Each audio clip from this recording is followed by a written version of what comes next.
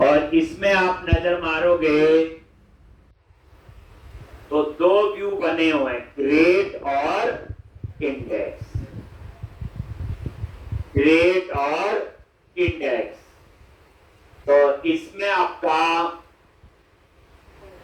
एक एम्प्लॉय, ये देखो इसके अंदर ऑलरेडी हमने दो बनाए हैं, एक ग्रेड और एक इंडेक्स। अब हम बनाने जा रहे एडिट। ये एडिट नाम से क्या बनाना आपने, व्यू। एक क्या करोगे, यहां पे गए और व्यूज के अंदर एम्प्लॉय फोल्डर, क्लियर है, और एम्प्लॉय पे राइट क्लिक करो, एक ऐड व्यू।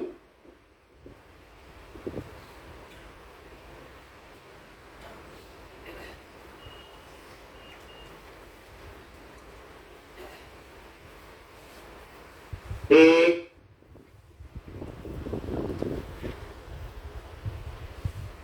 और MVC फाइल व्यू।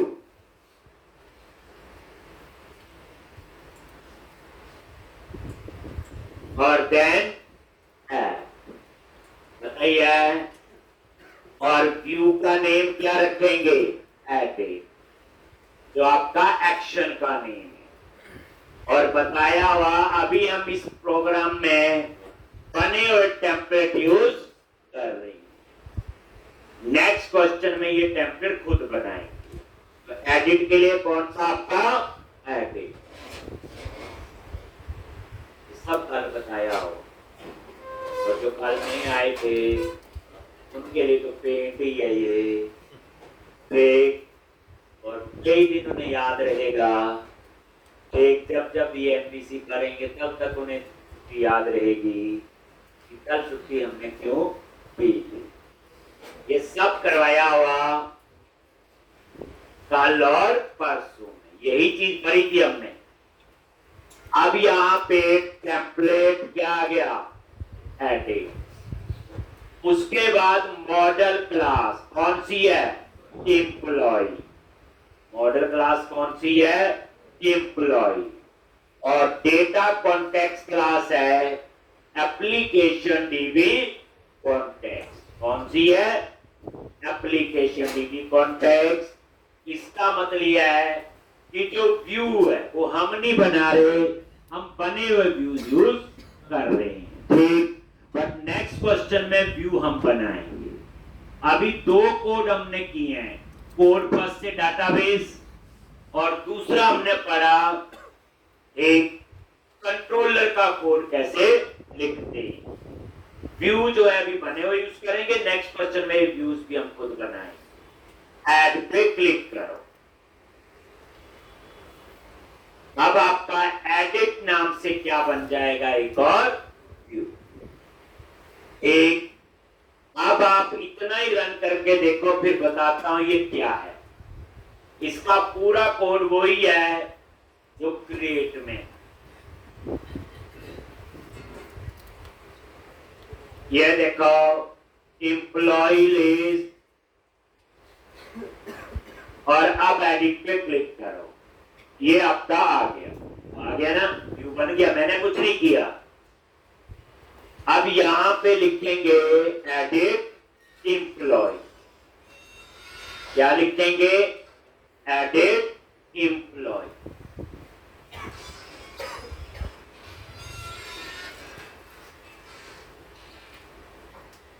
और इसको हटा देंगे ये जो लिखा हुआ, और यहां इंफॉर्मेशन चेंज करेंगे, और उसके बाद ये बटन हो जाएगा अपडेट। एक, तो अभी हम पहले ये डिजाइन थोड़ा ठीक कर लेते हैं। तो यहां पे फोटो व्यू, और ये देखो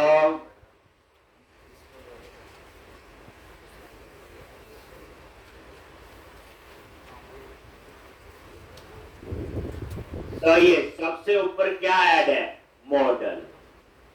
कौन सा, एम्प्लॉय। आगे नेम स्पेस, क्लियर है जी। तो ऊपर क्या ऐड हो गया आपका मॉडल। आई इनमरेबल तभी लगता है जब कलेक्शन हो। अभी हमेशा याद रखो अपडेट और सेव एक रिकॉर्ड ही होता है।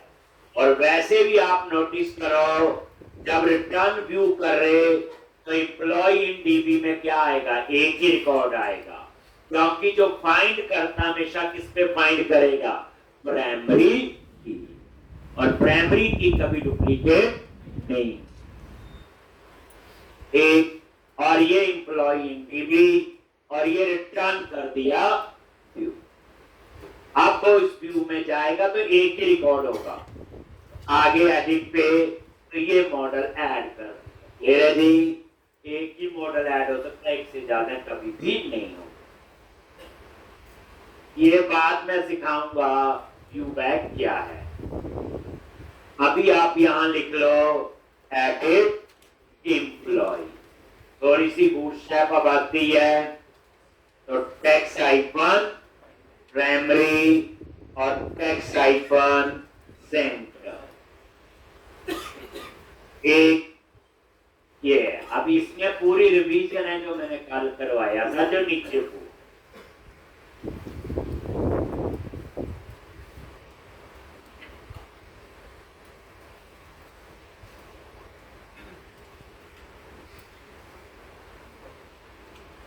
एक सेव करो और साथ ही आप इसको रिफ्रेश करो। क्या आ गया, एडिट एम्प्लॉय। अब ये जो एम्प्लॉय हटा देंगे जो लिखा है, तो कोई मिनिमाइज किया, ये देखो, और ये देखो बताया था कल एट द डेट यूजिंग किसके लिए होता, डिस्पोजेबल ऑब्जेक्ट बनाने के लिए। डिस्पोजेबल ऑब्जेक्ट का मतलब होता कि जो ऑब्जेक्ट बनाया ये उसको डिस्ट्रॉय भी कर दे। एक इसकी ब्रैकेट यहां शुरू हुई और ये लास्ट में यहां पे क्लोज, ये देखो ये। तो एट द रेट यूजिंग और उसके अंदर ये फॉर्म टैग है, कल भी बताया था कि फॉर्म टैग क्या है, ब्लॉक है, कितनी इंफॉर्मेशन आपने सर्वर पे भेजनी है, कितनी इंफॉर्मेशन आपने सर्वर पे सबमिट करनी है।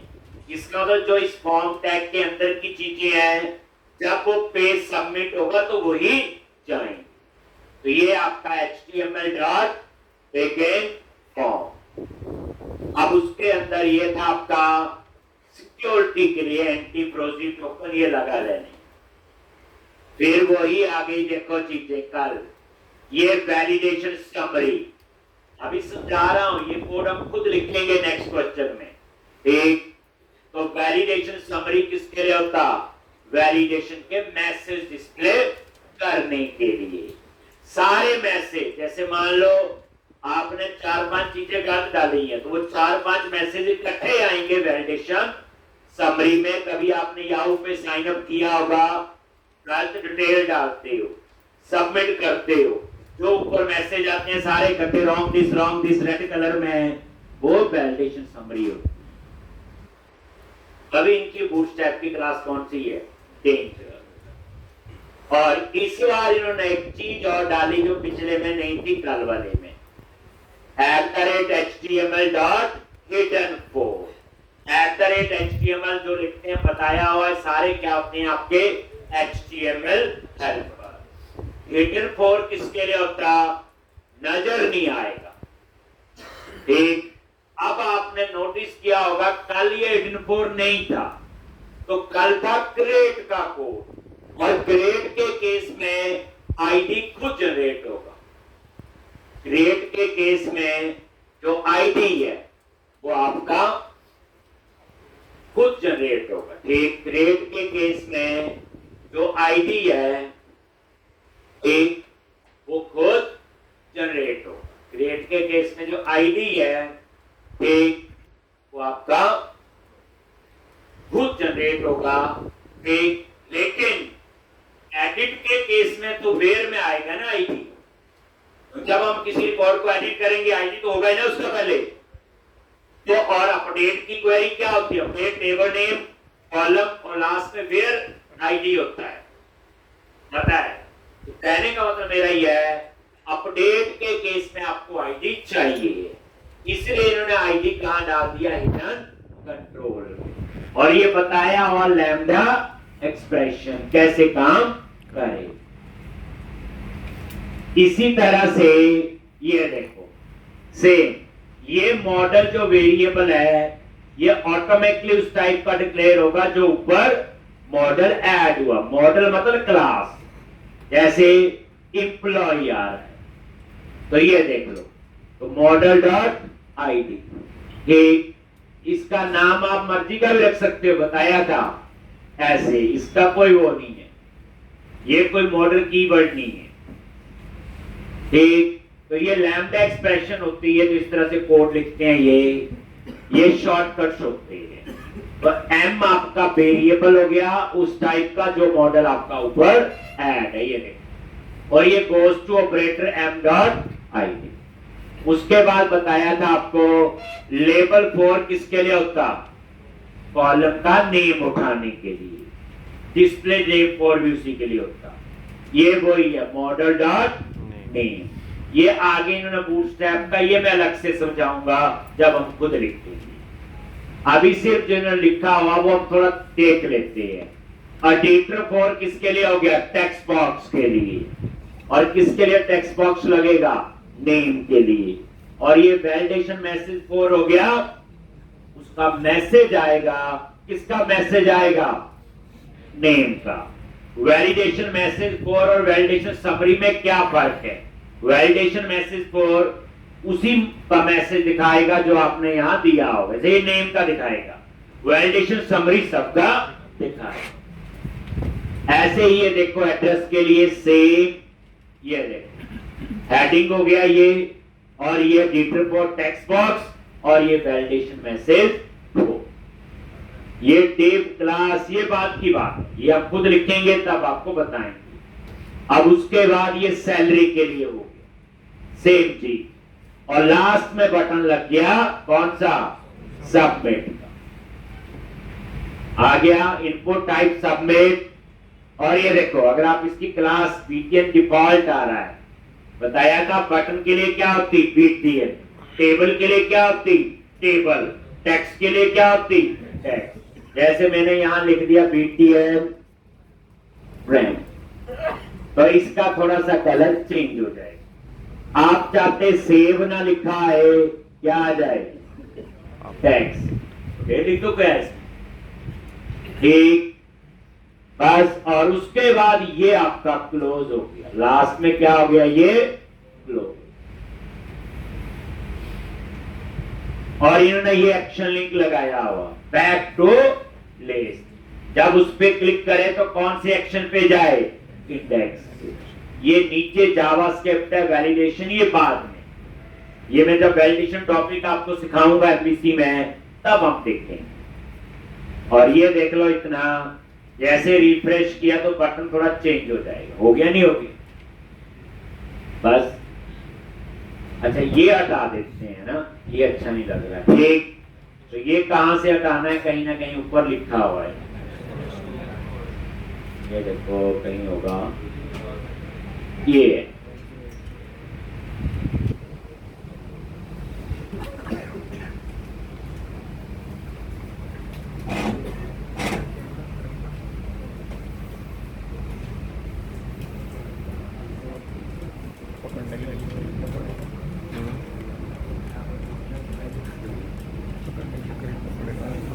कल से डंडा रख देना, स्टैंड लेना है, ऐसे रख देना।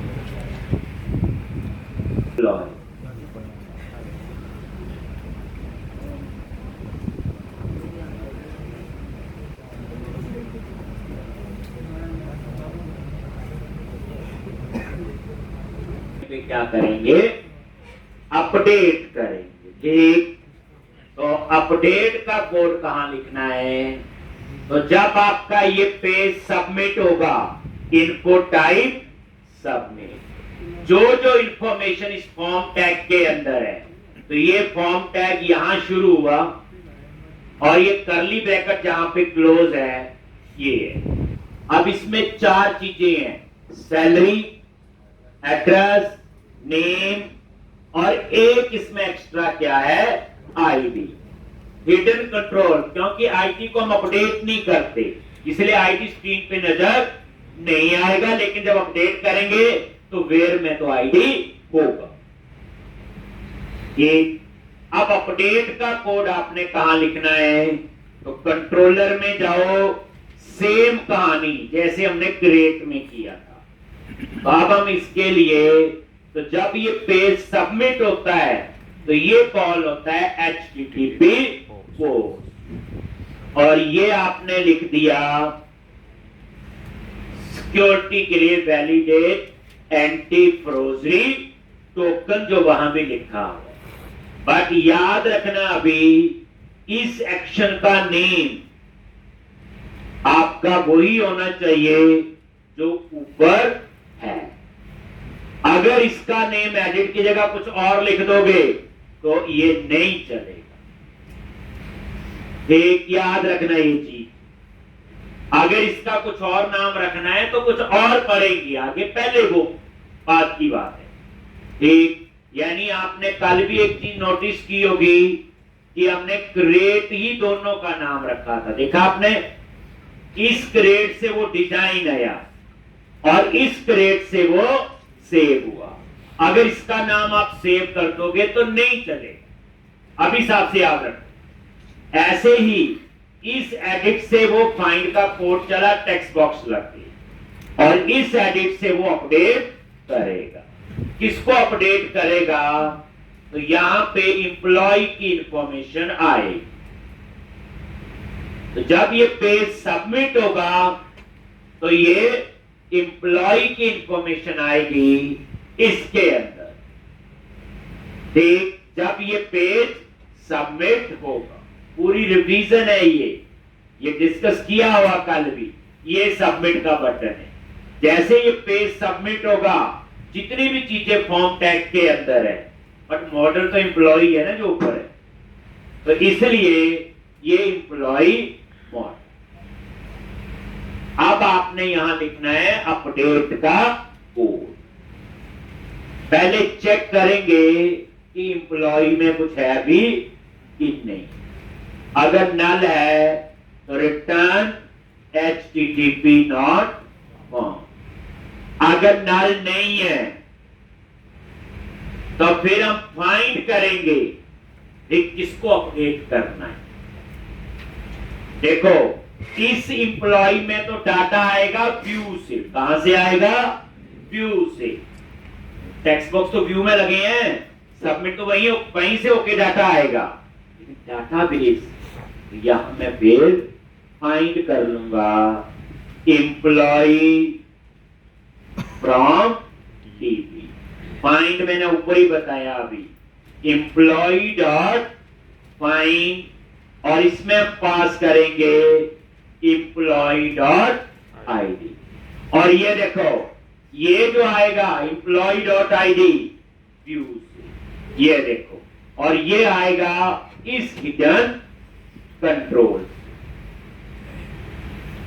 अगर ये हिडन कंट्रोल नहीं लगो तो ये आईडी नहीं मिलेगा। क्रिएट में नहीं लगाया था, कल देखा था, क्योंकि सेव में आईडी ऑटो जनरेट होता है।